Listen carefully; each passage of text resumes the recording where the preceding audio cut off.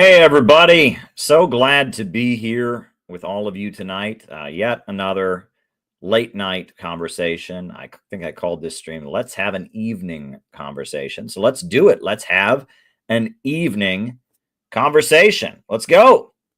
American century. I say that the century on which we are entering can be and must be the century of the common man. A radical redistribution of economic power.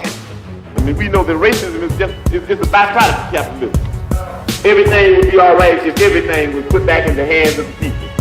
We need a government that will make sure Americans are taken care of and organize the economy to serve the people, not the profits of a wealthy few. We now have the techniques and the resources to get rid of poverty. We got to start getting out there with the people. Get out of the movement and get to the masses. We need a government of action.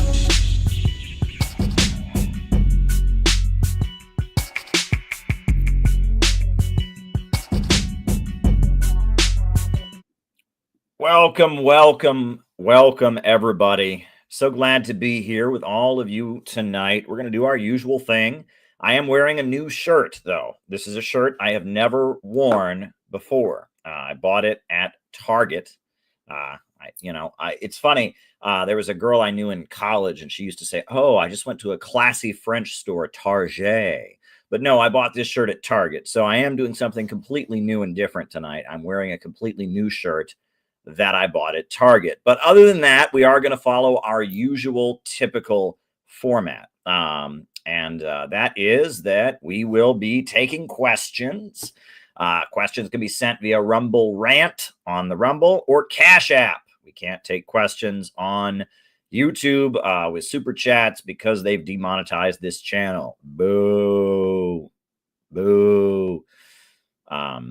However, we can take Rumble Rants and we can take Cash App questions. So send your question on Cash App. Put the question in the comment or note line when you Cash App me on Caleb Moppin 22.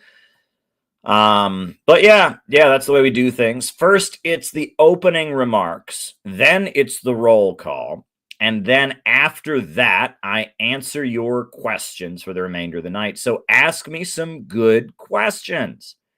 Ask me some good questions so that I give you some good answers. That's the way it works. Quick reminder on a few upcoming activities that are very, very important. First thing first, if you're in California, not every day that I make it to sunny Los Angeles. If you're in California, join myself and Dan and Ishmael and Patrick and Gleb. We're going to have a great time out in LA on the 19th of April. It's going to be very cool. It's going to be very awesome. It's going to be great. So be there. Don't miss it. It's going to be good. Second, if you go to one event this year, if you only go to one event this year, if you don't go to anything else, please make it our convention in Chicago. I am headed to Chicago soon to start the ball rolling. We have got a whole outreach plan. Was just talking to Gavin about his role in outreach and other people. We have got a whole outreach plan to fill that auditorium. July 12th, 2025, we will fill the auditorium at the Midwest Conference Center in Chicago near the O'Hare Airport. I am really, really pumped. I'm going to see the venue soon when I'm out there, and it's going to be really, really awesome. This is going to be the biggest anti-imperialist event, the keynote, quintessential, major anti-imperialist event of the year. We are going to get 400 people into the Midwest Conference Center. It's going to be absolutely phenomenal. Scott Ritter's coming. David Fox is coming from Australia. Garland Nixon is coming. Musicians are going to be there. Great speaker. I mean, it's going to be all around tremendous. And right now we've got a lot of different projects in the works to get everything going, to get people there. But it's going to be a really, really tremendous event in Chicago. So join us. You can register. Link is down below.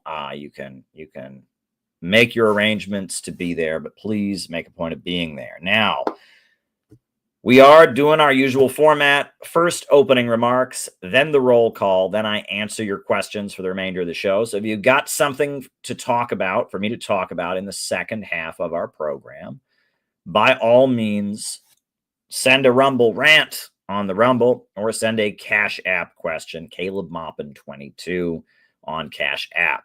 That's the way that you can do things. So, folks, I just want to tell you, I have had a little bit of an interesting day. Found out yesterday that I have to go to Washington, D.C. tomorrow, right? My job situation is very fluid and not saying too much about it, but I got to be in D.C. tomorrow. I wasn't planning to go to D.C., was planning to go to church on Sunday morning. Instead, I'm going to be in Washington, D.C. on Sunday morning, so I got to go up the night before, got myself a nice hotel room in D.C., but it's the weekend, and so hotel rooms in D.C. proper are very expensive, so I won't be staying in D.C. proper. I'll be staying outside of D.C. and then waking up in the morning and getting in an Uber and going to D.C. I've got a whole weekend of travel planned. Tomorrow, we'll have our CPI conference call. I'll be on the conference call, and then after that, I'm getting on some form of transportation and heading down to Washington, D.C., and then I'll be back hopefully Sunday night. One thing leads to another, and it's springtime, and I'm feeling very relaxed, and I've got myself a new shirt, and these are interesting times. I will say I hope it can finally get warm in New York City. It's warm weather, but it's still windy, and the wind makes it cold. I get cold when I go outside because the wind is blowing so hard. But it's starting to finally seem a little bit not like winter in New York City, and I'm appreciating that. I'm wearing my spring shirt. How many times can I mention my shirt, right? I'm so proud of this shirt from Target. How many times can I mention it on here? I'm just kidding. But anyway, so today I went to Manhattan, take care of one thing and a work thing and whatever. And so I was getting ready to go back home to Brooklyn, where I normally live. And I'm working on a new book that I've told you all about. It's about Khrushchev's secret speech and psychological operations against anti-imperialist organizations and all kinds of things. So I was in Midtown Manhattan, and I was there. And I was thinking about the different books that I would need to buy in order to finish my book. And that's what happens. For every book I write, I buy at least 12 books, right? To quote, to cite, that's why I have such a massive bookshelf, is because in order to write a book, you have to read a bunch of books. You have to do the research, right? One of the books that I used to own a long time ago, and through one of the processes of moving or whatever, one of the books that I realized I am going to need to quote in my upcoming book about Khrushchevism, a study in psychological warfare. The Jerry Healy chapter has already been published. I realized that one of the books I'm going to need to quote is Trotsky's History of the Russian Revolution, which I used to own. I don't have it no more. I read Trotsky's History of the Russian Revolution. I never finished it. I read the first half of the book, when I was a young man. Around the time I was moving to Cleveland, I read half of Trotsky's History of the Russian Revolution. Years later, I read Stalin's critique of Trotsky's History of the Russian Revolution. And that was very, very helpful, actually. And I learned that Trotsky lied in his History of the Russian Revolution. And when Stalin made his criticism of Trotsky's History of the Russian Revolution, it was very insightful, because when I read Trotsky's History of the Russian Revolution, one thing I noticed was, it's in 3 volumes, and I had a 3-in-1 set. You can buy it all in one huge book. It's like 1,300 pages long, but it's all 3-in-1. And I bought it. And I remember I read it all the way through volume 1, which was about the overthrow of the Tsar. And then volume 2 starts, and I finally get to the chapter called Lenin and the Bolsheviks. And I expected that the chapter on Lenin and the Bolsheviks would be about how super awesome and exciting and communist the Bolsheviks were. And I was surprised because I finally got to the communism part of the book, right? I finally got to the part that's about communism. I got through, I thought the stuff about the Tsar was funny. He portrays the Tsar as kind of absent-minded. He talks about the Rasputin affair, but then a lot of Russians would take issue with that too and say that that's actually like kind of Western liberal propaganda, mocking the Tsar's traditions and stuff. I put a lot of what Trotsky said into, I mean, I'm not sure if he was telling the truth through a lot of it, but when I finally got to the chapter called Lenin and the Bolsheviks, I was very excited. And then I read an entire chapter of him taking a dump all over Lenin and the Bolsheviks. And it was just, they were a bunch of phonies. They weren't revolutionary. They were, and I was just like, damn.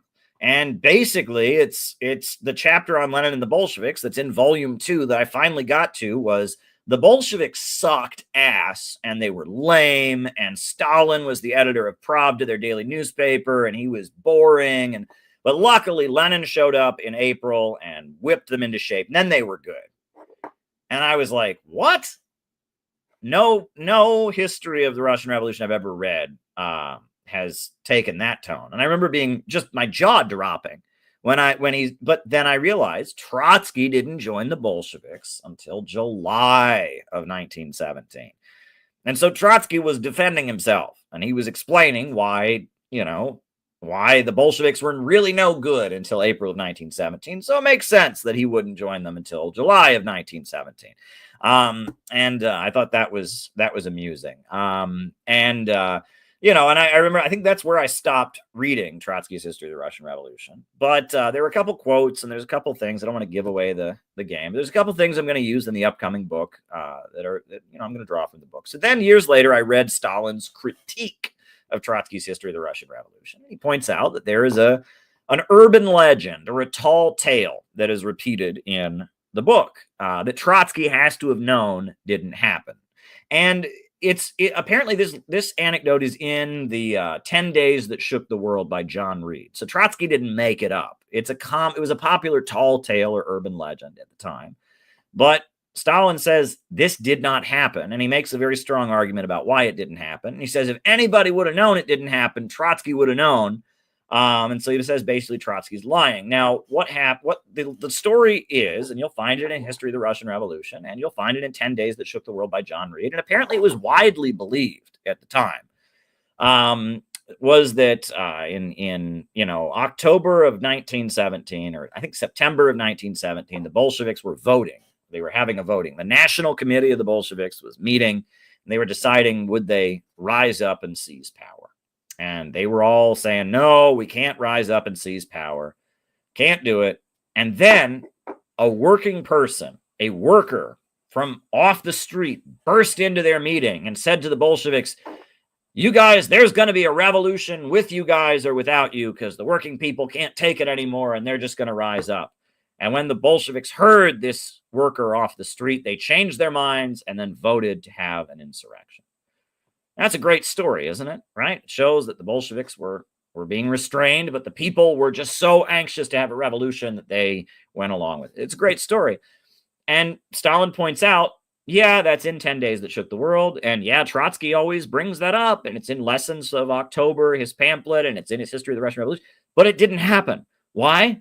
Because the National Committee, the Central Committee of the Bolsheviks, did not have their meetings at places that random people off the street could just walk in and tell them these things. And it's a great story, but it didn't happen. The idea that they would be having their meeting at some, where did they have their meeting? In the park? Were they just sitting in the park talking? And then somebody, it couldn't have happened. It's an urban legend. It's a tall tale. I thought that was certainly amusing. Stalin's criticism of Trotsky's History of the Russian Revolution is that it's done in a very self-serving way, right? That he's kind of retelling events in his favor, right? And the book that I recommend people read on the history of the Russian Revolution, the book that I learned the most from is this book, which is in the public domain. It's widely available. It's called The History of the Communist Party of the Soviet Union. It's the official history. It's called Short Course, History of the Communist Party of the Soviet Union Short Course. It's very to the point. It's way shorter than Trotsky's History of the Russian Revolution. A lot less personal anecdotes, a lot less, political points, a lot less, entertainment stuff and attempts at humor. There's nothing about the Tsar and his wife's affair with Rasputin in it. It's just very much to the point about the history of the Bolshevik Party. But all of that aside, so I realized as I was in Midtown Manhattan, true story, this afternoon, I could have just gotten on the train and come home from Midtown Manhattan, but I realized, hey, I'm going to Washington, D.C. this weekend. Hey, I really need to finish this book I'm working on, which it's coming along. I mean, it's coming along piece by piece, right? You don't want to rush a book, right? You want to give the reader the best you can. But I really need to get a copy of Trotsky's History of the Russian Revolution. And I am in Manhattan. I'm in Midtown Manhattan. And the publisher of Trotsky's History of the Russian Revolution, the people who own the rights to the history of the Russian Revolution, are in Midtown Manhattan also. Pathfinder Books, the bookshop of the Socialist Workers' Party of the United States, their publishing house, their headquarters is somewhere in Midtown Manhattan. I said, I am sure. And so rather than go home, order the book, wait 40 days for Amazon to finally send it to me, I figured I should just go to Pathfinder Books. And so that's what I did. I trudged myself a few blocks from where I was. I went over to their office. You can look up where their office is. Not a secret. They have good security there too. You can't just walk in off the street. I had to ring a bell and say what I wanted, and then they had to buzz me in. So I'm not doxing them, but and I had never been there before. So I went to the headquarters of the Socialist Workers' Party and Pathfinder Books in Manhattan. And I walked in and I paid with cash and I got myself Trotsky's History of the Russian Revolution, a brand spanking new copy. I got it. So there you go. And I will say, part of the reason I was intrigued to go there was because I wanted to see a couple things. First of all, I wanted to see what it looked like, right? I have no idea what, facility the Socialist Workers' Party, SWP, has in New York City. And on top of that, I'll be honest, I wanted to know if they would recognize me, right? I wanted to know if, I've got so much of a goddamn reputation, in leftist spaces and all of that. I wanted to know if they would slam the door in my face and be like, be gone, you Stalinist, whatever. So I went to the address. I got in the elevator. I went to the wrong floor and I said, is this Pathfinder Books? And they said, Pathfinder what? And then I checked my phone and I said, oh, it's this other floor. And so I went to the wrong floor, got back in the elevator, went up a few more floors, walked in to the suite, rang the bell, and they said, how can we help you? And I said, I'd like to buy a copy of Trotsky's History of the Russian Revolution. They buzzed me in and I walked into the headquarters of Pathfinder Books in New York City. And they were very kind and polite. And the first couple people I spoke to didn't recognize me. It was a collection of older men, retirement age men. It was 4 or 5 old men that were around the office there, drinking coffee, and it was a tidy place, I must say. Well kept. I walked in, there's 4 or 5 older guys in flannel shirts that are there. I said I was looking to buy a Trotsky's History of the Russian Revolution, and they said, okie dokie, and they checked. They had 1 copy of it, and I bought it from them. They gave me, there's a discount, apparently, if you buy them in person. And then another guy walked in, and he said, oh, you're Caleb. And he remembered me, not from the internet, not from anything like that, but from years ago when I had, he tried to sell me a newspaper on the subway and some other things. So, I figured, hey, wow, okay, so they know who I am, but they haven't banned me from their space. That's nice. They haven't, ordered me out of the room. They haven't, so they did know who I was, but they didn't, ban me from the room. It's just a group of old, nice Trotskyite men. And so I mentioned that I was writing pamphlet about Jerry Healy. I was working on something about Jerry Healy. So I asked them, do you have anything on Jerry Healy? Well, lo and behold, they did have something on Jerry Healy. They've got a whole pamphlet condemning Jerry Healy. Marxism versus ultra-leftism, the record of Healy's break with Trotskyism, edited with an introduction by Joseph Hansen. So I figured, hey, I dragged my ass all the way to Pathfinder Books. And they've got a book on Jerry Healy. There are not that many books on Jerry Healy that have ever been published. I'm about to publish one of them myself. I better buy this. So I bought this, Marxism versus Ultraleftism, and I bought their book on Jerry Healy, this huge, huge coffee table book that they've published about Jerry Healy. But there's actually some letters written by Jerry Healy in the book, like Jerry Healy kind of replying to some of their criticism. So that's kind of neat. I'll at least read the Jerry Healy parts. I'll probably read the other parts. What the heck? So then I get to talking to the guys, and they tell me that they're selling books door to door. That's what the SWP is doing these days. They're going door to door in Queens and in the Bronx selling books. And I'm like, dang, I'm impressed, right? I mean, I wish more Marxists and socialists and anti-imperialists were selling books door to door. Well, I'm not sure these people are anti-imperialists. We'll get into that in a second. So I said, what are you selling door to door? And they said, we're selling this book, Cosmetics, Fashion, and the Exploitation of Women. And it's all about how the makeup industry, in particular, exploits women. And that's what they're selling door to door. And they said, can we sell you a copy of this? I said, sure, you can sell me a copy of this. So they sold me a copy. And then they said, and we have a whole new book. Here we go. This is the good part. And I was good. I didn't argue with them. We've got a whole book about anti-Semitism, the fight against Jew hatred and pogroms in the imperialist epoch. And they support Israel. They are Zionists. They are full Zionists at this point. They support Israel. So they're selling this book door to door. So I thought I was going there to buy one book if I was lucky, if they didn't, order me off the premises as soon as they recognized me. They ended up selling me 4 books for $60 total. I bought Trotsky's History of the Russian Revolution. I bought their Zionist manifesto about anti-Semitism. I bought their cosmetics and makeup manifesto about the oppression of women. And I even bought their screed against Jerry Healy. $60 total I spent at Pathfinder Books.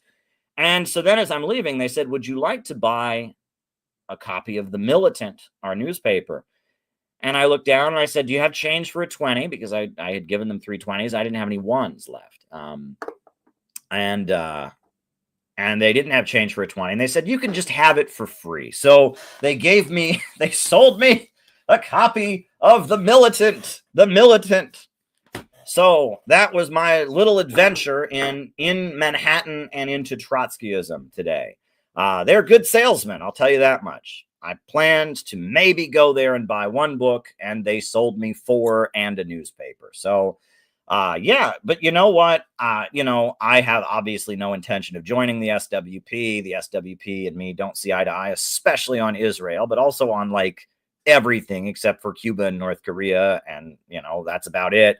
I mean, they are anti-woke to their credit, right? They've been critical of the trans obsession. They've taken some stances that are critical of the left, but for the most part, they're not where I'm at. But I do think it is admirable that they are going door to door in the Bronx and Queens with their material. That's certainly admirable. And I also think that it is admirable that they knew me. The guy said, Caleb, he knew my name. He called me by my name. He said, Caleb, are you still with RT?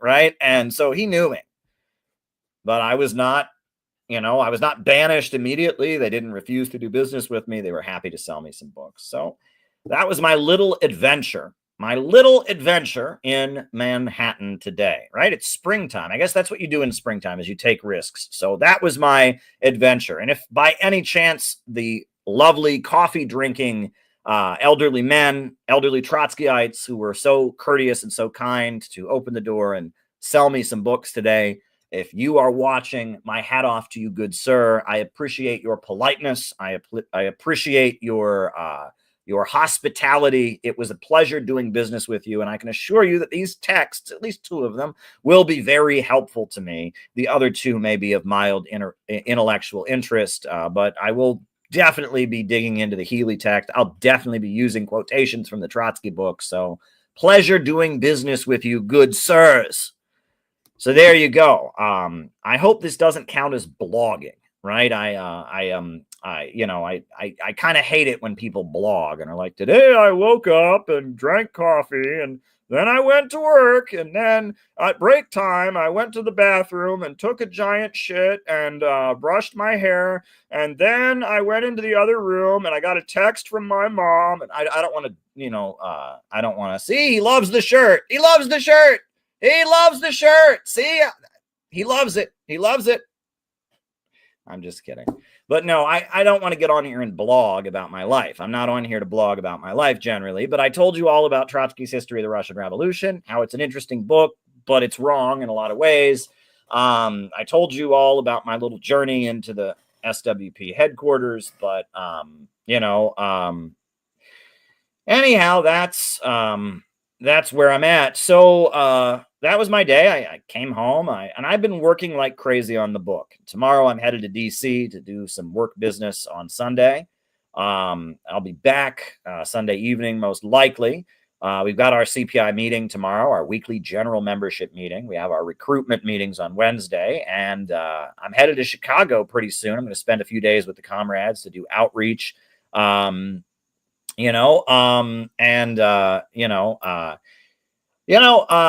I'm working on this book on the history of Khrushchevism. It's on Khrushchev's secret speech. And the first chapter of the book, there's no way you can write a book about Khrushchevism and not have a chapter about Stalin.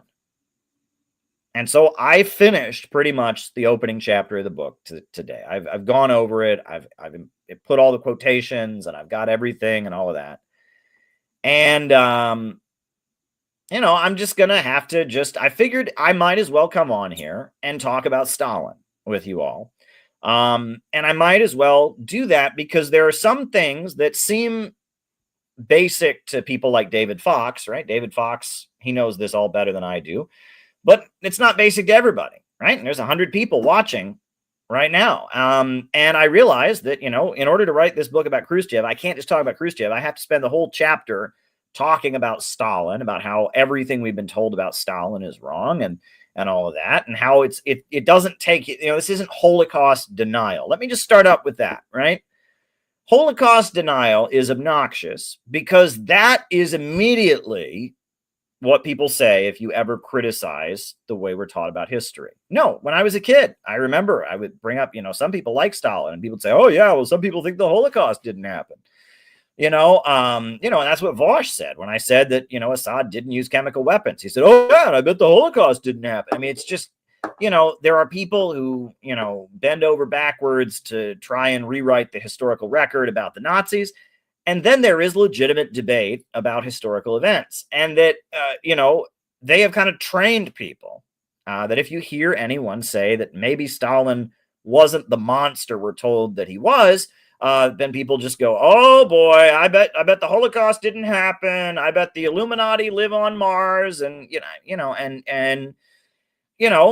but there are just pretty basic facts that will completely unpack the idea that Stalin was a monster routinely. Especially, it was during the 2014 Ukraine crisis.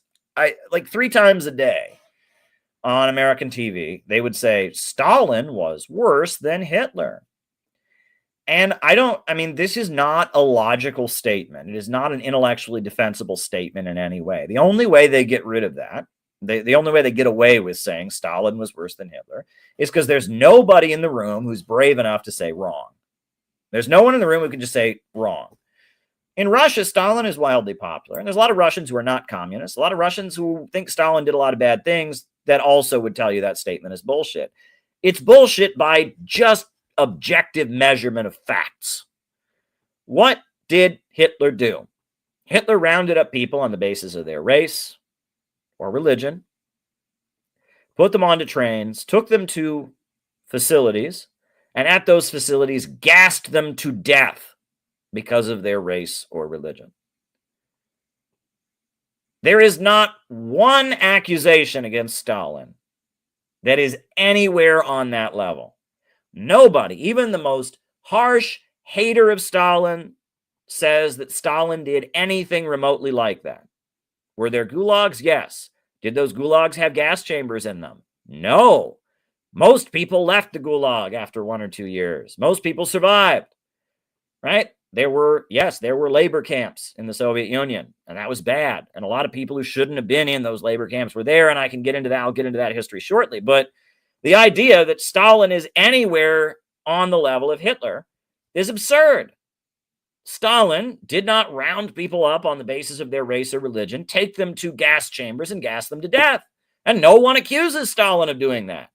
It'd be one thing. It would be one thing if somebody said Stalin did that and I said, no, I have evidence this is not true. Nobody says that about Stalin. Nobody says that Stalin rounded up people on the basis of their race and took them to places and gassed them. Right? No one says that. And then people say, well, Caleb, Hitler only killed 6 million Jews, but Stalin killed 50 million people. What do you mean killed? Well, he killed them, Caleb. That's what he did. He killed them. Yeah, but how did he kill them? Well, he unalived them. They were alive, and then Stalin came along, and then they were dead. He killed them. He killed them dead. Yes, but how did Stalin kill 50 million people?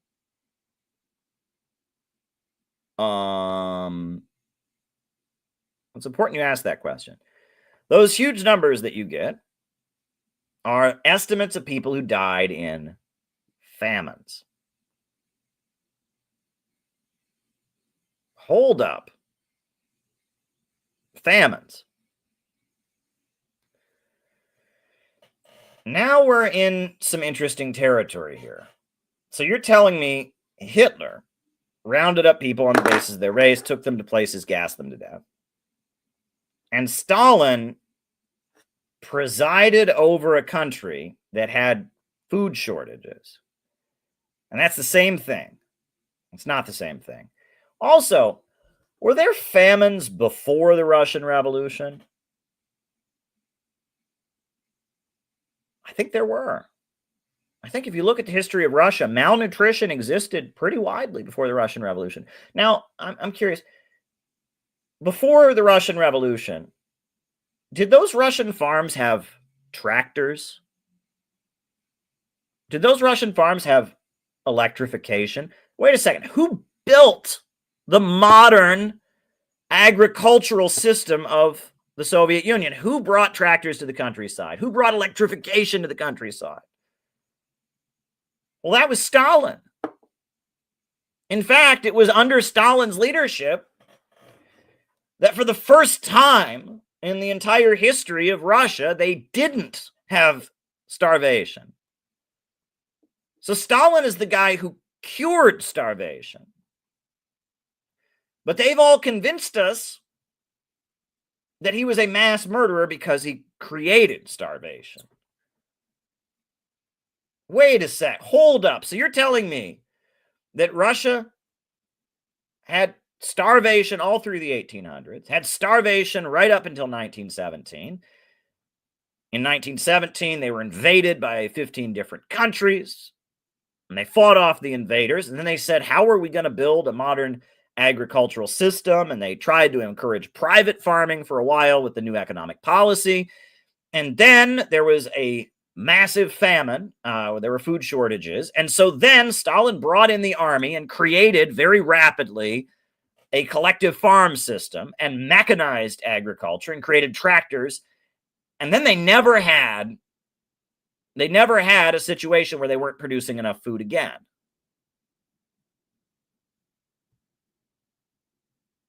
And it's like, wait a second, hold up. So how is that genocide? Stalin mechanized agriculture, electrified the Soviet Union, built a modern farming system, and you're trying to tell me he's responsible for the fact that on the way there, it didn't go as well, and that something that happened all the time before he was in there happened again a couple times when he was in there? You're telling me that that is mass murder? Hold up. What? What? There were famines in Russia in the 1800s. There were famines in Russia before World War I, before the Russian Revolution. There were famines in Russia. And Stalin is the guy who, this doesn't make sense.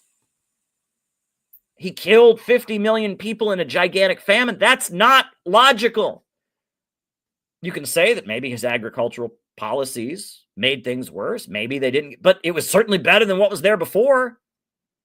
Like, the whole thing just completely falls apart. And so then we're told, okay, Caleb, all right. So maybe he didn't starve 50 million people to death as an act of cruel genocide that makes him worse than Hitler. But he threw a bunch of people in gulags. In 1937, there was this panic in the country, and all kinds of people got rounded up and thrown in gulags. That's true. That is absolutely true. In 1937, there was widespread panic in the Soviet Union about foreign spies and sabotage and wreckers and, people that were conspiring within the country to weaken the country.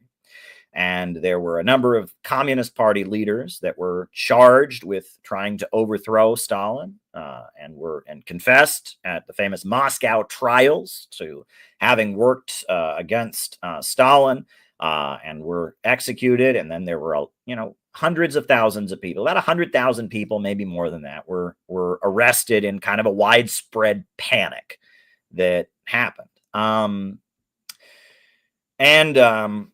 It was awful. And all kinds of innocent people got rounded up, and it was very bad. And one of the people, the guy who was the head of the secret police, was a guy named Yezhov, and Stalin ended up executing Yezhov. And he said Yezhov was responsible for all these innocent people having been hurt. And, it was widespread panic, and people turned in their neighbors and their coworkers on suspicion, and it was bad, and it was awful. And a lot of people ended up in prison camps who shouldn't have been there. And there's no reason to pretend that wasn't horrible. However, it was an episode of mass panic, a mass hysteria. People were very afraid, and there's a speech that Stalin gave called Mastering Bolshevism, where he points out that all of the imperialist countries spy on each other. The British spy on the French spy on the Germans spy on the Americans spy on the British. They all spend millions of dollars spying on each other. And they all have people sabotaging each other from within. And he's saying, so, if we look at how the French spy on the British, if we look at how the British spy on the French, how the Americans spy on the Germans spy on the Italians, if all the imperialist countries are all spying on each other and sabotaging each other, is it really that much of a stretch to say that they would do the same thing to us? No, it is not. No, it is not. And the idea that the Germans and the Japanese had people inside the Soviet Union wrecking and derailing things, that they had leaders of the Soviet Communist Party that they had bribed or entered into a conspiracy with, the idea that that might have happened in the USSR, is that a preposterous claim? Not at all. Not at all. Read about the history of World War II. Read about the fifth column. There were such things in America. There were German spies wrecking stuff in America. There were German spies in Britain wrecking stuff. There were British spies in Germany wrecking stuff. So the idea that in the lead up to World War II, 1937, that maybe there were some Communist Party leaders who'd been conspiring with Hitler, or there'd been underground cells of people that, it's not something that is particularly crazy. We're always told Stalin was so paranoid. He was so paranoid. What's paranoid about this? This sounds pretty normal. The idea that if all the capitalists are already spying on each other, and then you've got a communist government that is in opposition to all of them and wants to overthrow imperialism, the idea that that it might be subject to internal sabotage and manipulation, is that really that hard to imagine? I don't think it is. And it wasn't just Stalin personally. It was the whole country. It was the secret police. It was average people turning in their neighbors. There was an episode of mass hysteria that was awful, and a lot of innocent people got hurt, but it was based on what seems like very legitimate fears. Oh, and let's mention that then World War II actually did happen, and 27 million people died in World War II, a war that was beyond anything any of us can imagine. 27 million people died in World War II. And in the lead up to that war, Stalin had a huge crackdown, and there was a huge panic about the other side manipulating and maneuvering in within the country. Is that hard? Is that difficult? Now, another thing that we hear is they say, well, Caleb, okay, maybe there weren't gas chambers in the USSR where they were gassing all these people, but there was ethnic cleansing, Caleb. There was ethnic cleansing, forced deportations. Well, that's true. And this is what happened. In certain regions, when the Nazis invaded, in certain regions, they found nationalists who were against the Soviet Union. They had Ukrainian nationalists like Stepan Bandera. They had Chechen nationalists. They had other nationalists that were against the Soviet Union.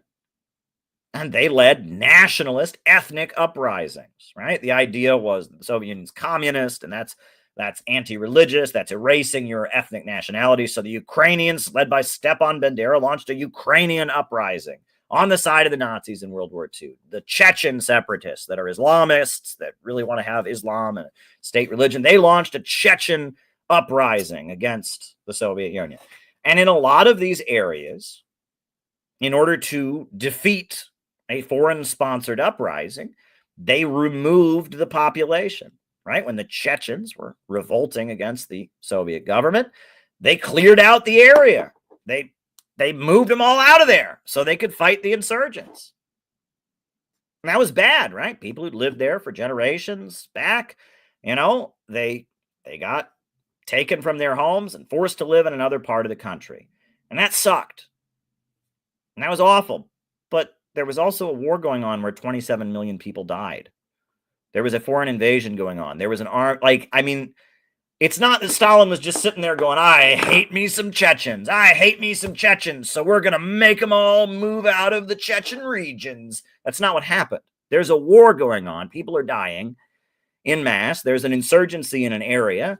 And in this particular area where this particular ethnic group lives, there's an armed insurgency against the government. So we clear out the area and we go and we kill the insurgents. That kind of makes sense. Is it right? Maybe not. Is it what I would have done? I don't know. I wasn't there. But again, it's not ethnic cleansing. It's not Stalin sitting up there going, I don't like this ethnic group. Let's forcibly deport them. It's not what happened. Right? And people say, well, there was what they called reactionary nationalities, Caleb. There were certain nationalities that were not trusted in the Soviet Union, that if you were of a certain nationality, a nationality that had a lot of Nazi collaborators in it, you were judged on that basis. That sucks. That's wrong. I'll just say that, right? You shouldn't judge anyone by their race or their ethnicity, right? And that, that's not a good thing, but that's not the same as Hitler, right? And so it's like the famines thing. It's like, no, there were famines. Stalin's the guy who cured the famines. That the famines thing is right out. The Gulags thing, awful, horrible, but this was an episode of mass panic in the USSR based on real fears of foreign sabotage. Stalin even executed the head of the secret police for doing it. A lot of innocent people got hurt, but it was based on a pretty legitimate fear, the fear of foreign infiltration, the fear of foreign sabotage, etc.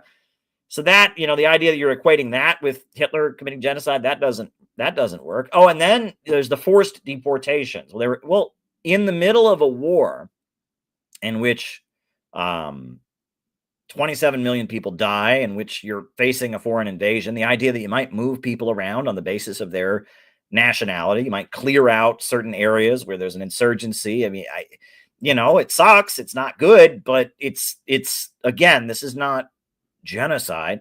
The whole Stalin story that Stalin was just this evil, self-serving man, it falls apart pretty quick. And then there's a few things that, again, they'll tell you all about famines in Ukraine. They'll tell you all about forced deportations. They'll tell you all about gulags.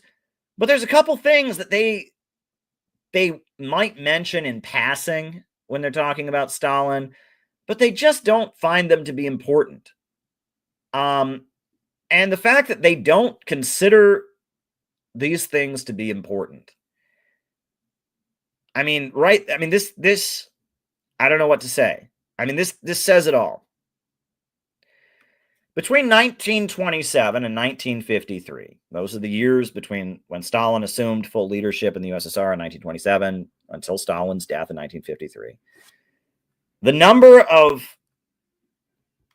higher education institutions in the Soviet Union, that's universities, trade schools, and institutes, went from 91 to over 800. Now think about that. When Stalin started leading the Soviet Union, there were only 91 universities, colleges, or trade schools in the Soviet Union. By the time he died, there were over 800. Now, what has to happen in a country for them to go from 91 higher education institutions to 800?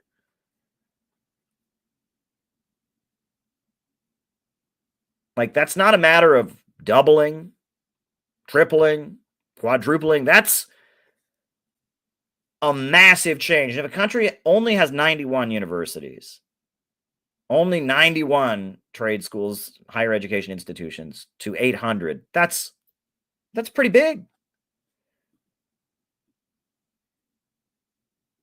Between 1928 and 1938, the USSR multiplied its electrification by 10 times.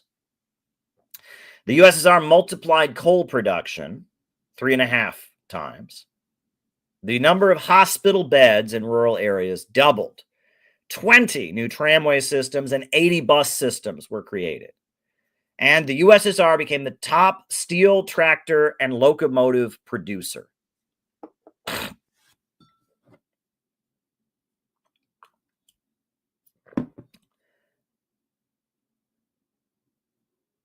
10 times as much electricity in the Soviet Union in just 10 years. 3.5 times as much coal. They're making more steel than any other country in the world. They're making more tractors than any other country in the world. And they're making more locomotive and train cars than any other country in the world. Now, you want to tell me, again, that is not a rapid increase in living standards. There are millions, hundreds of millions of people who would not have running water, who would not have had running water, who gained running water in their homes because of Stalin. There are hundreds of millions of people who got electrification and electricity in their homes because of Stalin. There are hundreds of millions of people whose access to education was created by Stalin.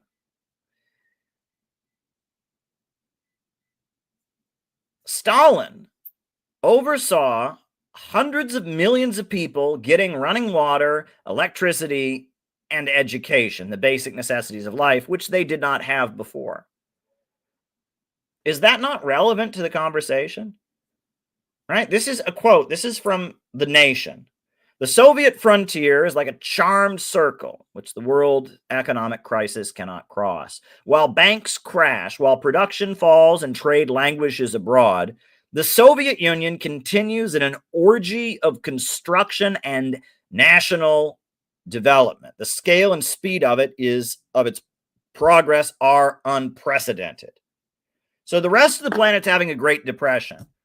Meanwhile, the Soviet Union is multiplying its electrification, multiplying its coal production.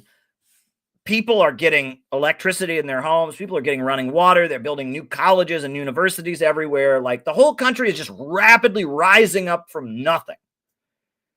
Is that not important in the conversation? Is that not relevant in our conversation about Stalin? You know, you want to talk all day about forced deportations. You want to talk all day about gulags. You want to talk all day about famines. Isn't hundreds of millions of people rising up from poverty and getting access to the basic necessities of life, which they never had before, isn't that kind of important? Isn't that relevant to the conversation? A whole country is becoming an industrial superpower.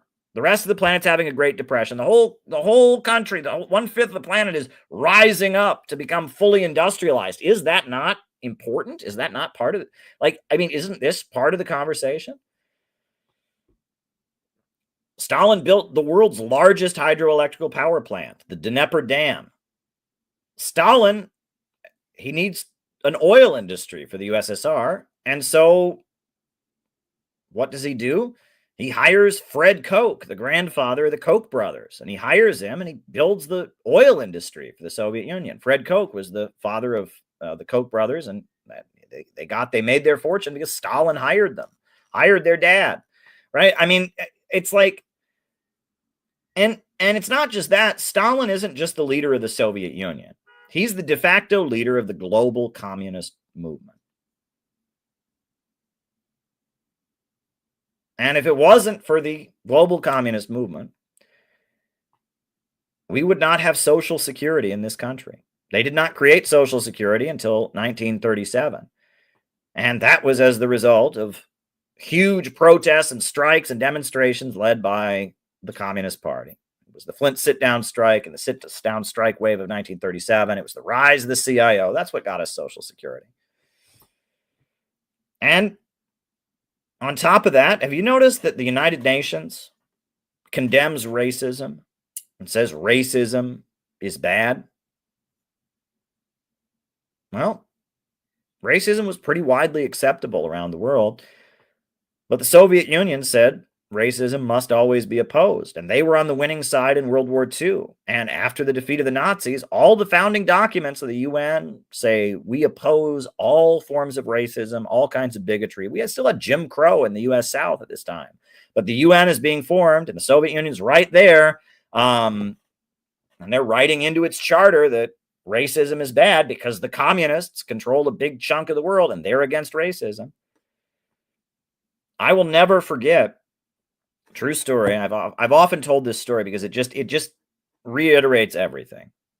In my little town in Ohio, I had a high school history teacher who would go and read on microfilm the archival newspapers of my little town in Ohio. And he brought me an article that I will never forget from the 1950s. I think it was from 1951 in my little town in Ohio. And the headline was, "Take That, Uncle Joe." Uncle Joe was the nickname of Stalin. Take that, Uncle Joe. And the article was all about how Stalin had said that America was a racist country that mistreated black people. But a black family had bought a house in Orville, Ohio. The first black family to ever own a house in Orville, Ohio had bought a house. So Stalin was just full of shit because he said America's racist, and clearly that could not be the case because this black family had been able to buy a house. That was the article. Take that, Uncle Joe. You said America's racist. A black family bought a house. You're lying.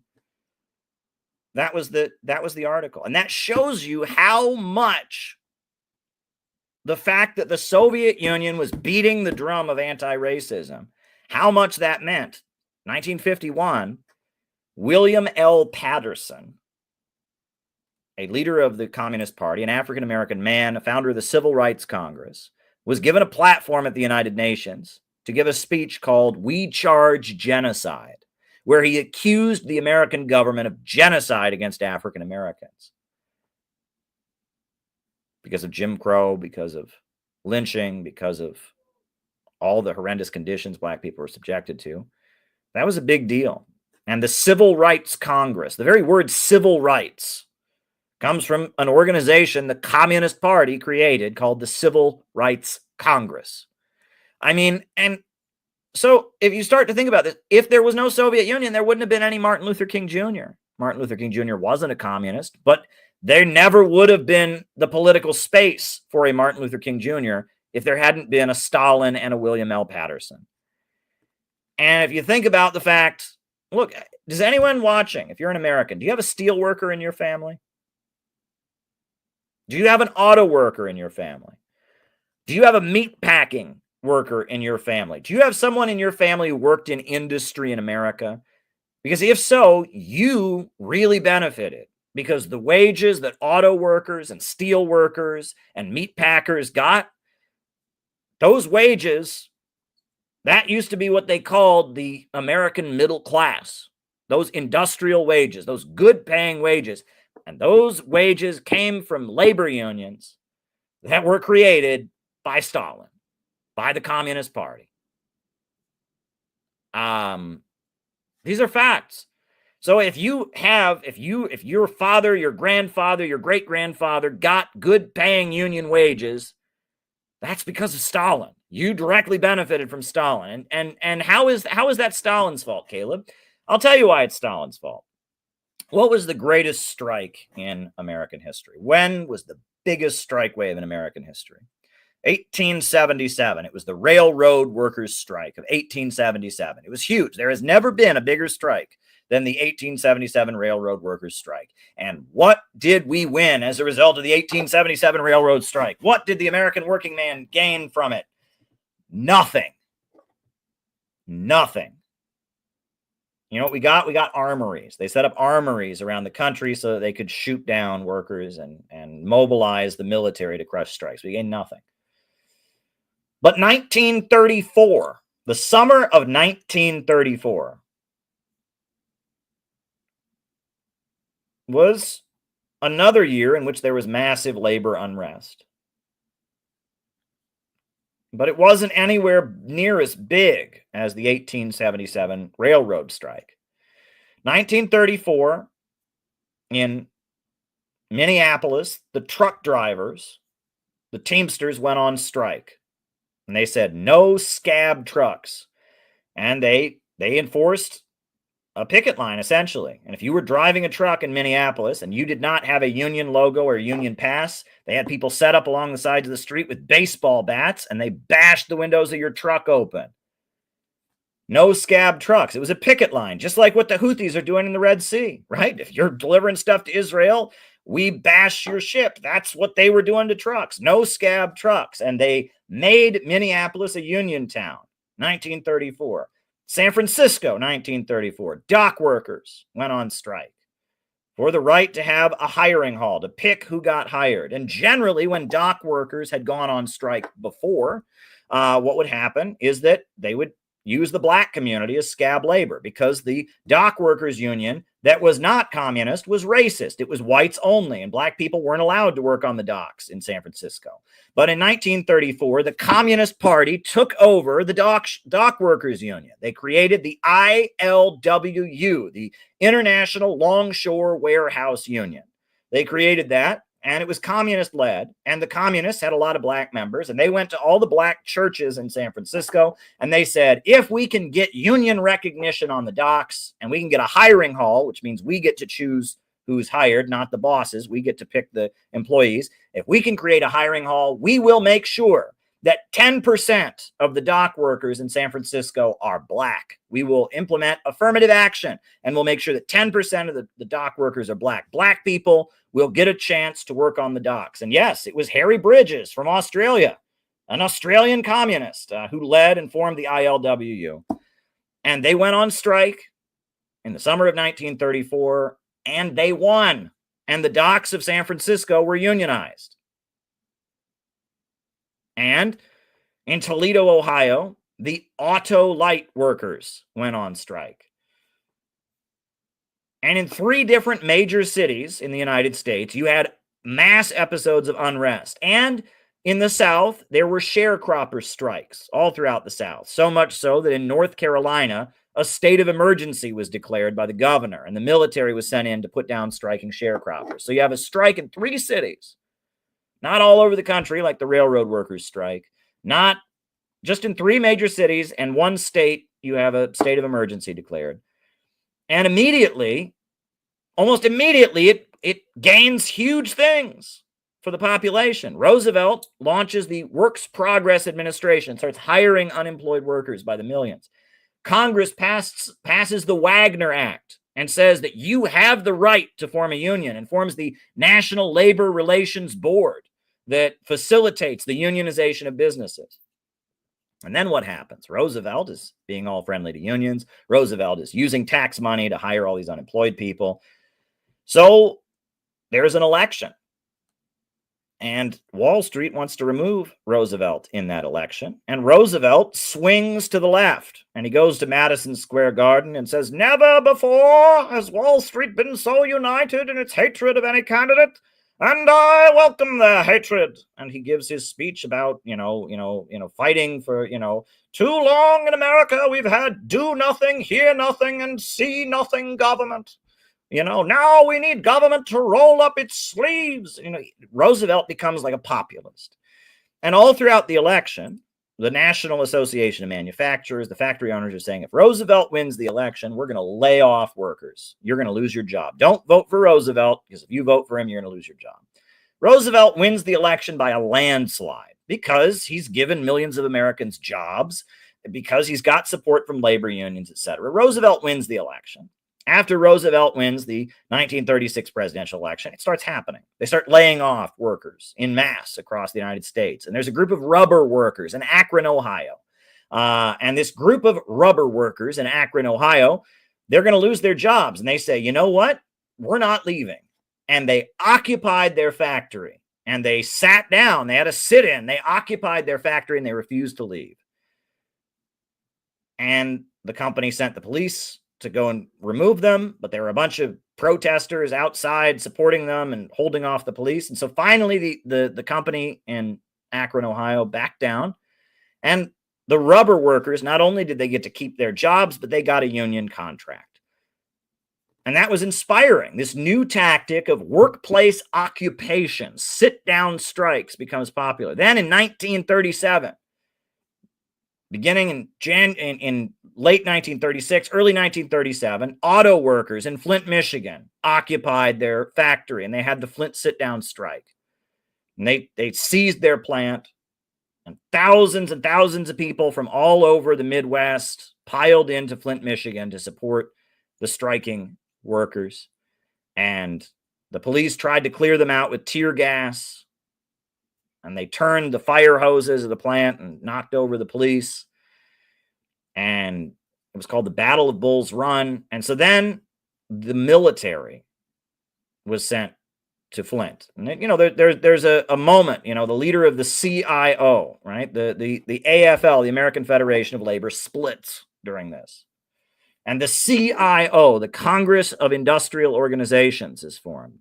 And the CIO has no ban on communists. The leader of the CIO is a miners' union leader named John L. Lewis. And John L. Lewis, he goes to Flint, Michigan, and he rips his shirt open, and he says, if they try to shoot any of these workers, they're going to have to shoot me first.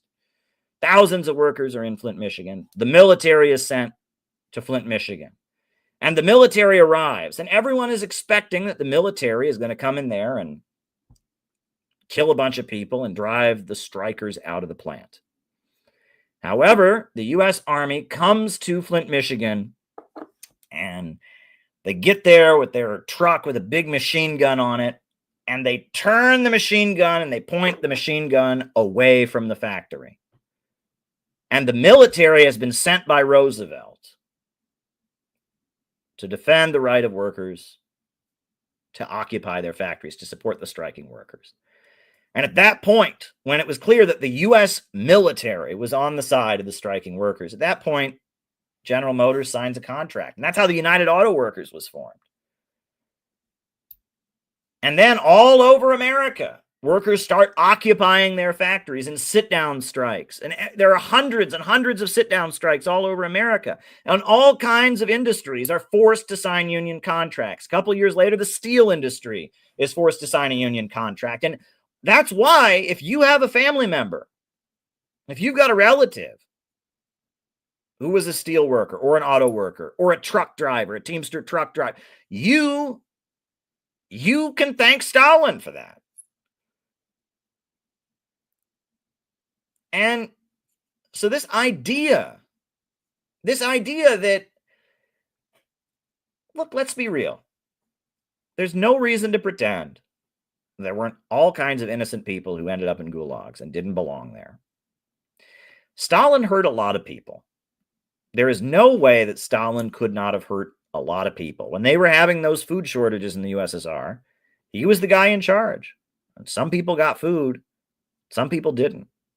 And when World War II was going on and they were being invaded, some people got sent to the front lines to die, and other people got sent other places and didn't die. And Stalin was the guy who made that decision. And there was an episode of mass hysteria and panic where all kinds of innocent people were sent to gulags in 1937. That was wrong. Many of those people were innocent. That's wrong. And people were forcibly moved from region to region on the basis of their race and nationality during World War II, and that was awful.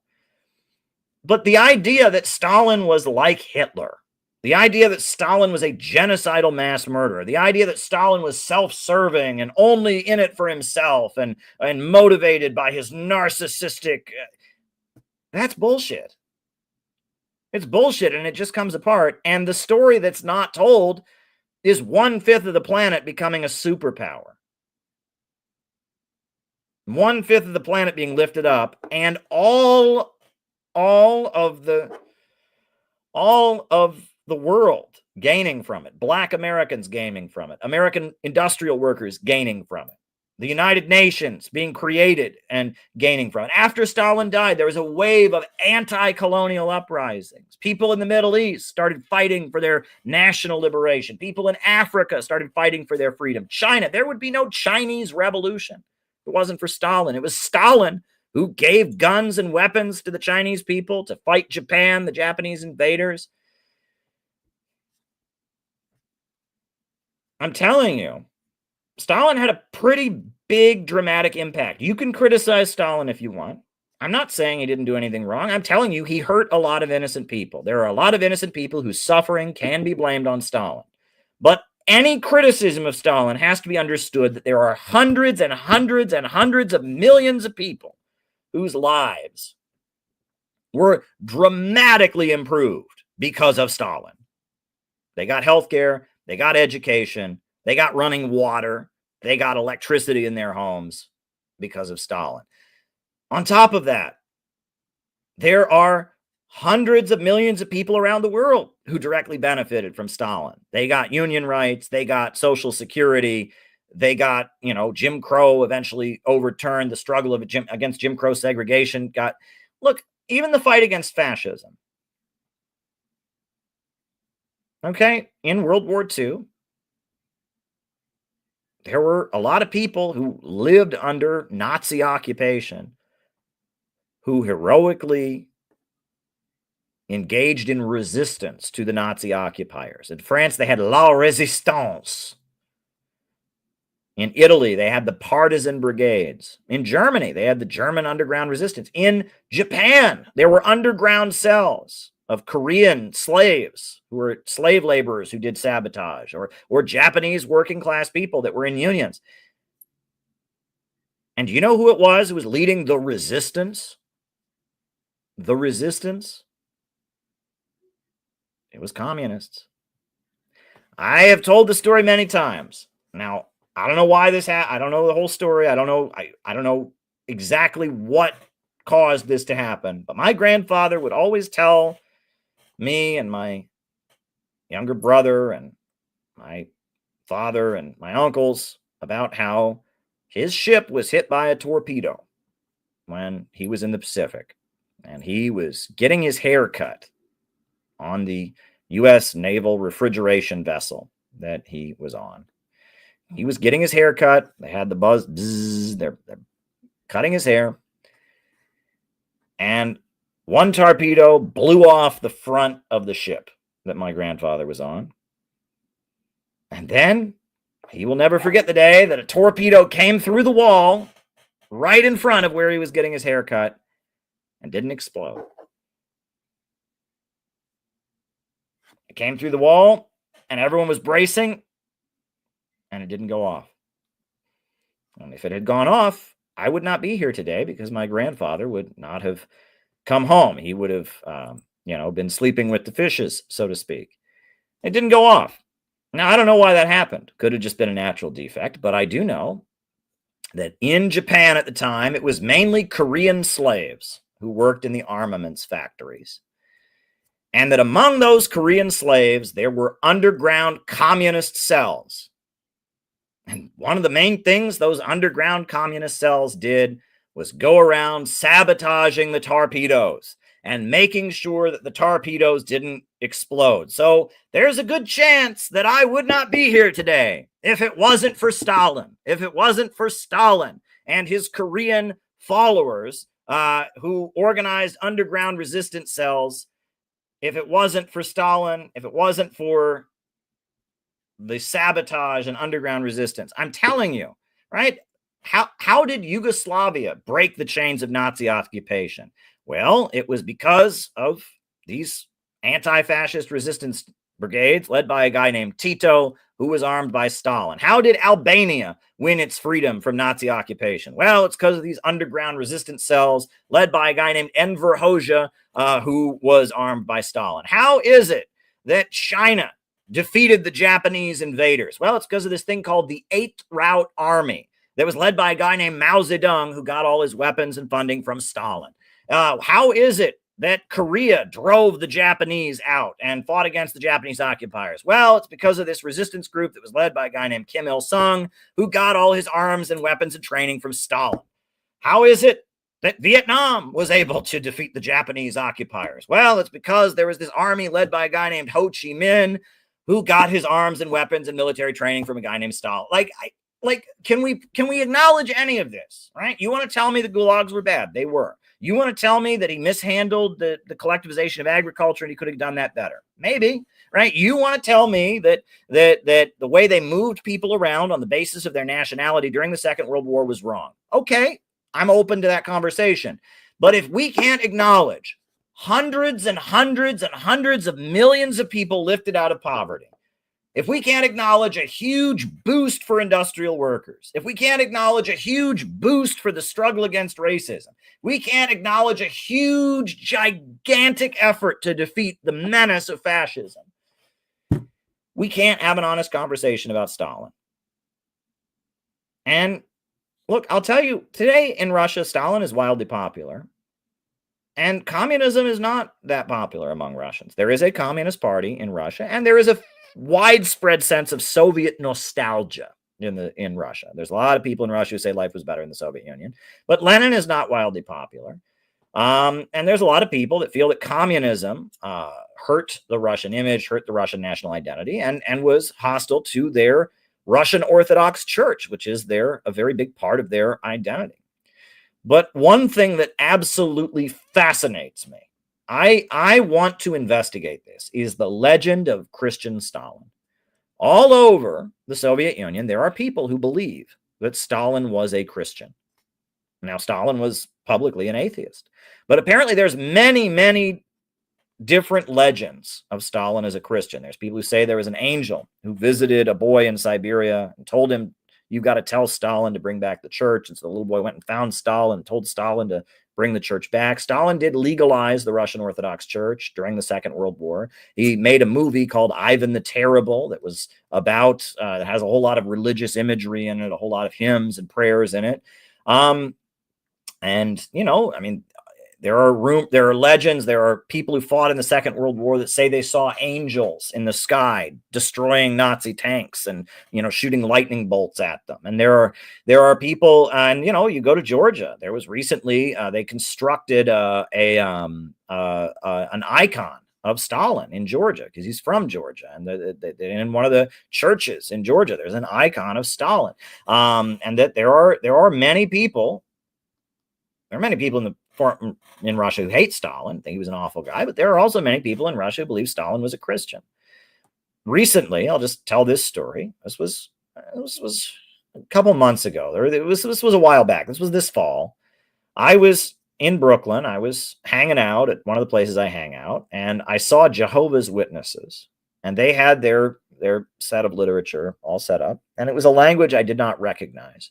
So I went up to them, and I said, "What language is this?" And they said, "It's Georgian." See, I didn't recognize Georgian writing is very different than other Cyrillic. It's not Cyrillic. They have their own like alphabet. They said, "Well, this is Georgian." And the guy there was a young guy, like 19, 20 years old. He was from Georgia. And so I said, "Hey, I've heard that in the former Soviet Union, many people believe that Stalin was a Christian." And he says to me, in the most he wasn't passionate. He was not telling a joke. He wasn't being serious. He was just like, meh. And he said, "Well, that's because Stalin did so many nice things and he helped so many people. They think he must be a Christian because he did so many good things. He was not a Christian, but they think he was a Christian because he just did so many good things." And I was just like, dang. You know, this guy, he didn't think he was saying anything controversial. This guy was just fresh off the boat from Georgia, so to speak. He didn't realize that, you know, part of the American religion is that Stalin is the most evil person who's ever existed. So he just says, "Oh yeah, well, people think he was a Christian. He wasn't one, but it's because he did all these good things. He helped so many people, defeated the Nazis, industrialized the country, was so kind, gave so many people jobs and took care of so many people and rescued so many people and stuff." So that's probably why. He just says that in this nonchalant, not exciting way. And I'm just like, dang, well, this guy's from Georgia. Turns out Stalin's rather popular in Georgia. He's the guy who, became the leader of 1/5 of the planet, and he's from Georgia. And yeah, in Georgia, there are a lot of Georgians that think Uncle Joe was a good dude. So, I'm working on this book about Khrushchevism. Most of the book is not about Stalin. Most of the book is about psychological operations to destroy anti-imperialist organizations. But I figured tonight I should just dig into Stalin, right? I went to a Trotskyite bookstore and spent $60 on books. So maybe I'm trying to repent for that. Maybe I feel guilty that I spent some money at a Trotskyite bookstore, so I have to just come on here and defend Stalin's reputation. But I am not interested. I will say this. Was Stalin a good guy? I don't know. Were his motivations pure? I don't know. I mean, was he somebody that I would trust? I don't know. It doesn't matter. I'm looking at Stalin objectively as a figure in history. And you can attribute bad things to him, but if you talk about the Soviet Union becoming an industrial superpower, 1/5 of the planet awakening and industrializing, if you talk about his role in defeating the Nazis, if you talk about his role in strengthening the global labor movement, strengthening the fight against racism around the world, you have to admit the contributions, as far as I can tell, were more positive than negative. And he played an astronomical role in changing the world for the better, in lifting people up out of poverty, defeating fascism, mobilizing and building a mass movement against imperialism and colonialism. I mean, the human race is a lot better off because of Stalin than it's worse off because of Stalin. And I'm just being blatant. I'm giving the benefit of the doubt. I'm saying, look, maybe the Gulag thing, maybe, and I'm giving the benefit of the doubt. I'm saying that, maybe he was, maybe I'm not denying atrocities. I'm not saying the Gulags were good. They were awful. A lot of innocent people were in them and it was horrible. I'm not saying that everything he did was right. I'm telling you, he had to have hurt a lot of people. But I'm telling you, if you look at the track record, right? I'm sorry, it was a net gain for humanity. Defeating the Nazis, industrializing and making the USSR a superpower, greatly expanding the global struggle against imperialism, greatly expanding the struggle against racism in America, greatly expanding the living conditions of working people all across the planet. I mean, by objective measure, you have to say we're way better off because of Stalin. We're way better off. And the only response you'll get to this, and I'm seeing this in the chat, people that they have no response. Oh, this is bullshit. You're insane. You don't have an argument. You can't refute anything I just said. And I didn't make any outlandish claims. In fact, I went along largely with the assumptions of anti-communist history. I did not question I didn't even question the numbers people throw out for these famines. I just pointed out famines are not genocide. I didn't question I'm accepting a lot of the statements put forward by the most anti-Stalin people. And I'm just saying, let's objectively assess the situation. Stalin was a net gain for humanity. That is a fact. And, maybe you don't want to hear that. And the only response that you get is argumentative. Caleb, everybody knows. Well, everybody used to know the earth was flat. Did you know that? Everybody used to know that germs didn't cause diseases. They were caused by witches. I mean, just because everybody knows it, and if everybody in America knows something, there's a good chance it's wrong. Okay, just saying. And so don't pull that everybody knows. Don't pull that with me. That's not an argument, right? That is not an argument. Not an argument. I just, yeah. So, I just thought I would do that, and I would just throw that out there, but figured since I'm working on that, I would just throw that out there because I've said this all on these streams over and over and over again, but I need to say it again because it's just something that, again, it seems kind of like if you just look at this intellectually and take this apart, right? If you just look at this intellectually, it makes sense, but you never are going to hear this. You're not going to hear this ever, right? Trust me, I went to college. I took European history. You're never going to hear anybody talk about this, right? And the worst part is that, I don't even call myself a communist anymore. I'm an innovationist. We're in a new stage, right? And I don't accept dialectical materialism, and I've got, my own stuff. We're in a new stage of anti-imperialist movements, but I'm telling you, there's a lot of communists on the internet who can't have this conversation with you. I'm not going to name names, but you all know what I'm talking about. There's a lot of communists that would just be on there talking about how based I am. Look at this picture of me in a Soviet costume. Look at this picture of me holding a gun. Oh, this other streamer's a faggot. That's all they'd be able to do. They would never be able to do what I just did. So I have to get on here and tell you this because where else are you going to hear it? Right? Are you going to hear this from Jabba the Bosch? Anyone who defends Stalin is the same as Hitler. Right? Are you going to hear this from ContraPoints? Right? Are you going to hear this from idiots, dude bro streamers? No. You got to hear it from me. I'm here to teach you. I'm not here to engage in demagogy. I'm not here to pander to what you already believe. I'm here to teach you something new. I'm here to teach you something you don't know. I'm here to educate you about anti-imperialism. I am here to give you the information you need, and you are going to need this information in order to build a movement in this country to fight for working families. We need a government of action that will fight for working families. And the left has lost its way. We're not left, but the right has lost its way. I hope that Trump can make a peace deal with Russia, but I'm certainly disappointed by his Middle East policy. I think his Middle East policy has been abominable. And deporting people from the country because they disagree with Israel. That's insane. So I'm very critical of Trump at this point. Must say, we're only 3 months into his presidency, but it's not looking good.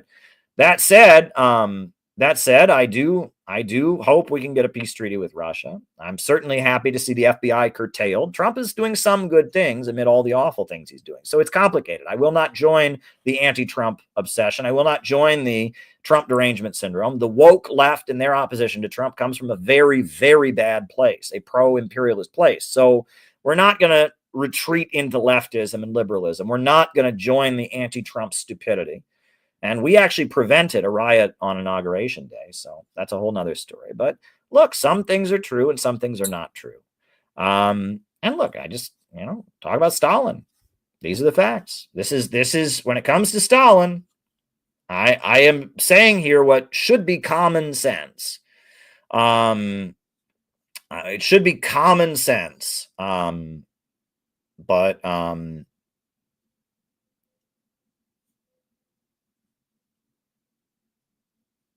there you go. So folks,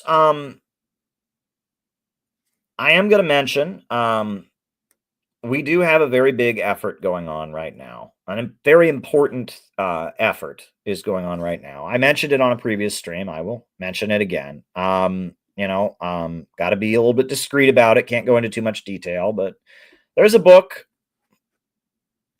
There is a book that somebody wrote. It looks a lot like this. And we are printing this book in bulk because I think the American people really ought to know what's happening in Yemen.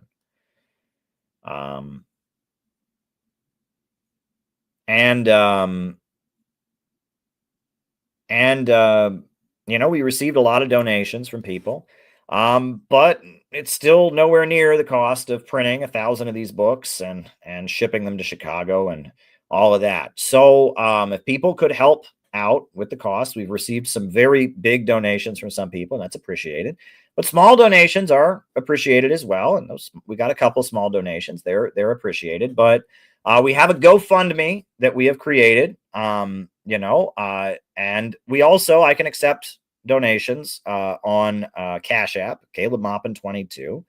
But we are trying to raise money to print this book, and it's already at the printers.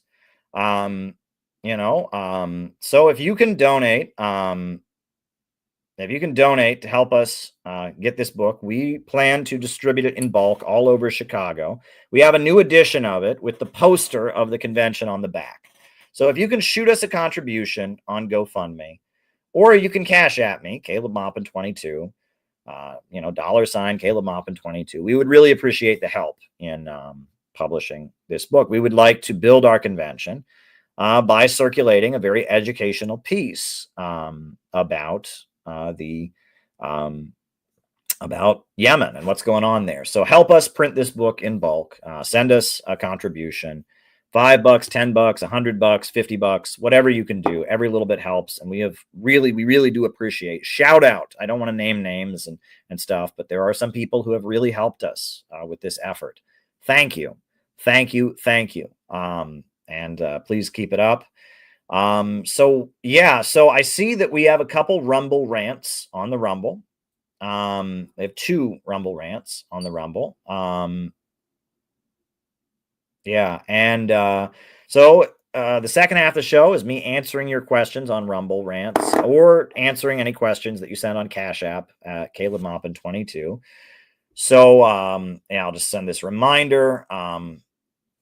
Hold on, I'll just send this reminder about how to send your questions, and then we'll do the roll call. So we'll do the roll call, and then I'll answer any questions that people have. Just thought I would just come and talk about Stalin tonight. Right? We got a question on Cash App. All right, we've already got it. First Cash App question came in. So there you go. And we got 2 Rumble rants, and now we have a Cash App question. So names and locations, folks. Names and locations. I will call you all out as I see you. Who is with us tonight? Names and locations. I will call you all out as I see you. Who is with us? Names and locations. Who's with us? Bendigo, Australia, David Fox. Bob in Troy, New York. Jonathan in Los Angeles. Ian Chester in England.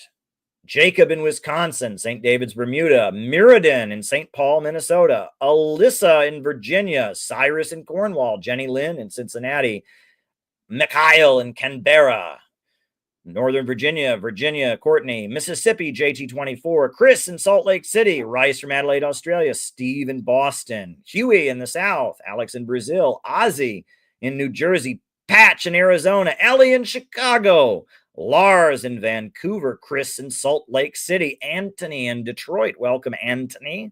Names and locations. Mariah in North Carolina, TGIF. Everyone needs a new book now and then. Well, this is part of my research. I'm writing a new book, and so I need to have the quotations and, do it. And that's what's going on. But I enjoyed visiting this store. Very polite guys. I'm flattered they knew who I was, but I'm also moved that they were not rude, and they were kind and welcoming despite our political differences. Dan says, come to the LA workshop on the 19th. It's going to be a great workshop. Be there.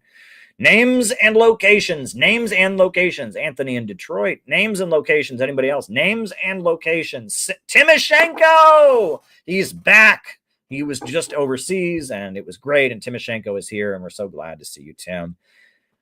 Leo Messi in Woodland, California. Anthony in Texas. Anybody else? Names and locations. Who is with us? Auckland, New Zealand. Auckland. Very, very good. Anybody else? Names and locations. I can't say that. I can't say that. I got demonetized last time I said something along those lines, my friend. You got to be careful. Yemen, Apache. Very, very good. Very, very good. Anybody else? Names and locations, names and locations, names and locations. We got one super chat that's come in. We got 2 Rumble rants. But yeah. Perth. Craig Rick in Perth, Australia. Anybody else? Names and locations, names and locations. All right. So, generally on these streams, I play music. I wonder if I should do that tonight. I didn't particularly have any music in mind to play. So, I don't really have any music in mind to play. My voice is slipping a little bit, and I got to go to DC tomorrow. I got to travel. So I probably am just going to answer the questions, unless we think of a really good song to play or something like that. So, all right, we'll do the Rumble rants first. Then I'll do the Cash App questions. But let me just put a reminder here, right, that if you want to donate for the book printing or you want to ask a question, Rumble rants are the primary way to answer questions, and Caleb Maupin 22. You can Cash at me at Caleb Maupin 22. So the first Rumble rant, and I can't show Rumble rants on the screen because it just doesn't work with the app. So a Grok AI simulation I ran showed you would have a great success if you were to have a dialogue with President Trump. Well, we've met before. Donald Trump called me his favorite reporter in passing. He said, so I've met Trump before. He's very tall. And I feel like, I feel like Trump doesn't know who the Houthis are. He has no idea what's going on. Right. And, recently Angela McCurdle, the head of the Libertarian Party, is saying, what would you say if you had 5 minutes with President Trump? And I said, tell him to negotiate and do art of the deal with the Houthis rather than bombing them because, they're not going to surrender. Angela liked my tweet. She thought that was a good point, and I also said that he should do exactly the opposite of what the war lobby and what the Israel lobby wants him to do. And if he does that, he'll be remembered as the greatest president that we ever had. Said that as well. There you go. So yeah, I feel like I could have a good conversation with our president.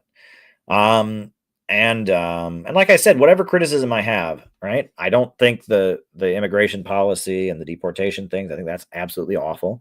I don't like his Yemen policy. I don't like, some of his moves lately. But that said, I do hope if he makes peace with Russia, making peace with Russia can open the door to better things. Russia's a good friend of Iran. Russia's a good friend of North Korea. Russia's a good friend of China. And the more that, it's about the balance of forces. It's about the balance of forces. And the more that the new economy can rise here in America, the better off we are. And if Trump can facilitate connecting the U.S. economy with the new economy and create more and more distance between us and the decaying globalist imperialist system centered around Wall Street and London, the better. That's, I'm not going to give up. I'm not just going to denounce Trump because of the bad things and say, all right, it's all done. No, I'm going to fight for what could potentially be good. Now, the super chat question that we received from Murden. There's 2 of them. All right. Very, very good. All right. So the super chat question from Murden is,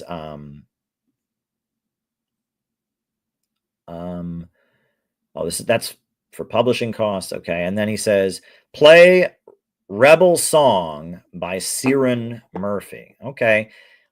I worry, is that gonna, let me see what kind of song that is. Cause I have to make sure that's not a song that's going to get me struck. Right. Cause I want to keep this channel.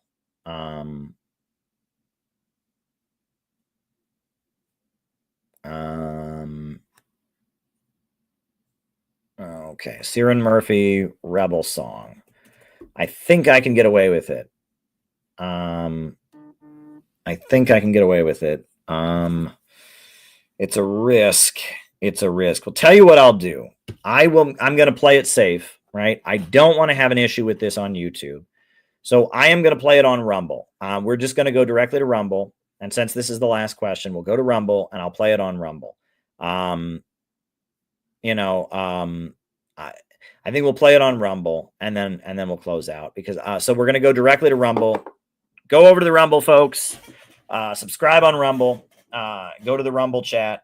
Just transition to the Rumble, folks. We'll do it on Rumble. I'll download the song and then we'll go on to Rumble because I just don't want to. I don't want to risk having a copyright issue. But I'd like to hear this song, and he did send a Cash App super chat. So what we'll do is we will play it on the Rumble. So go to the Rumble. Go to the Rumble. And we'll do it on the Rumble. Go over to the Rumble. Go over to the Rumble. Everybody, go to the Rumble. Go to the Rumble, everybody, and we'll play it on the Rumble, and we'll answer any other questions people have, and then we're out of here. So that's the way we'll do it. I'm not going to risk playing it. So go over to the Rumble. Go over to the Rumble. I just don't want to. Yeah. No, well, never mind. I've had issues before when I never thought I would have one, and I just don't want to have an issue, especially now with being demonetized, and hopefully we're going to remonetize in a bit, and we just don't want to. We don't want to have an issue, so to speak, right? And it doesn't look like there's a cover of somebody playing it in their backyard that I can get away with playing. So, all right. So we have the song. So everyone go to the Rumble, and we're gonna kill YouTube now. But here's the Rumble link. Here's the Rumble link. Right? Just go to Caleb Maupin on Rumble. But here's the link. Here's the link. Go to the Rumble. Go over to the Rumble. See you on Rumble. Come to the Rumble. Come to the Rumble and subscribe on Rumble while you're there. Go to the Rumble and all right. So we're gonna kill YouTube and we're gonna go to the Rumble and we're gonna listen to this song. I've never heard it before, but Mirden did send a super chat, and I am a man of my word. So we're killing YouTube. We're killing it.